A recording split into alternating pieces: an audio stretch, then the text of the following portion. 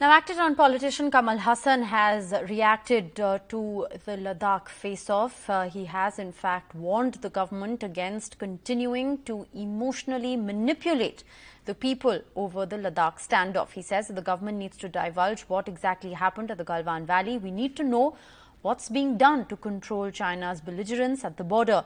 Prime Minister contradicts statements of the army and the MEA. This is the claim that has been made by Kamal Haasan, who has called for transparency and accountability. Our questions to PMO can't be treated as anti-national. This is the scathing statement that's been released by actor-turned-politician Kamal Haasan. My colleague Sam Daniel joining us with the details of the story.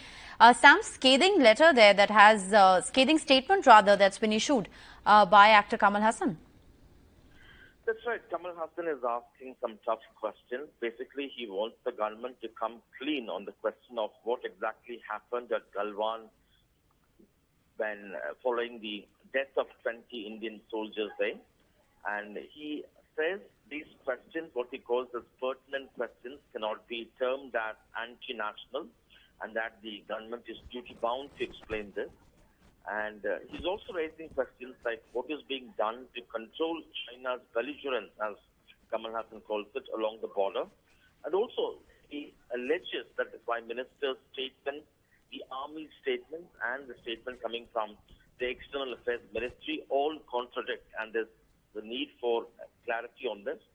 And he again pushes the issue of transparency and accountability, although he says the government may have reasons to put them under classified category, but he says these questions cannot be discounted. And he's also raising of how this has happened 8 months after the mega meet in Tamil Nadu's Mahabalipuram between the Indian Prime Minister and the Chinese Premier. And he raises questions of whether the Indian government failed to read China's intentions, as he calls it, or is it a kind of a strategy that has really backfired?